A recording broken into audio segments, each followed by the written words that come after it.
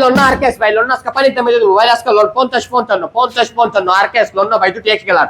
আরে লোন 43 ভাই, আজকে loan 50 turbo, loan 45 turbo, loan 55 তো লোন আজকে turbo, loan turbo royal plus loan মাত্র 55, আইল্যান্ড 55, আইল্যান্ড 55, আইল্যান্ড 55 মেলায় জমে গেছে আজকে।